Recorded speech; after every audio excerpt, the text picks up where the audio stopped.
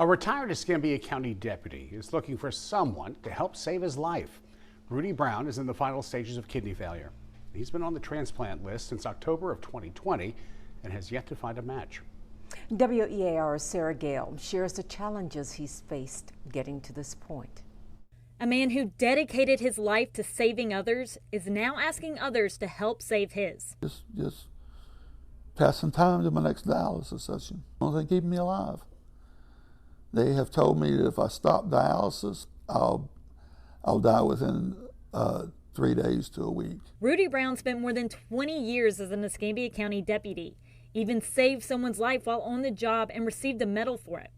But not long after that day, Brown tells me he had shoulder injuries that needed surgery.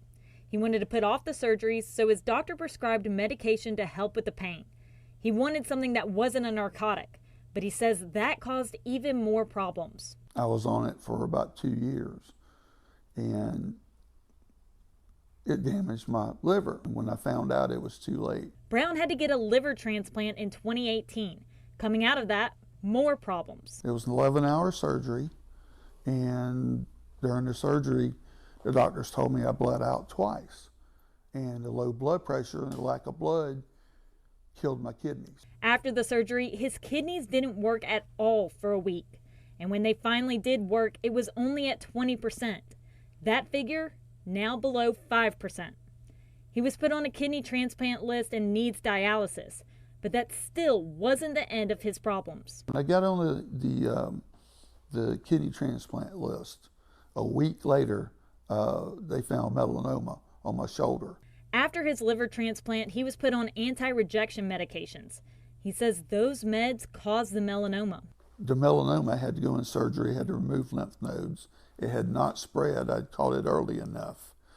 But Sacred Heart kicked me off the transplant list immediately. He had to be cancer-free for at least 2 years to make sure the cancer didn't spread before he could be put back on the list. I was 45 years old.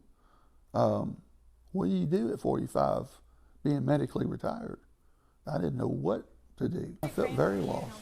Now he's back as active on the list, but since he's in the final stages of kidney failure, a donor is the only option to save his life. Changed my life. Give me life again.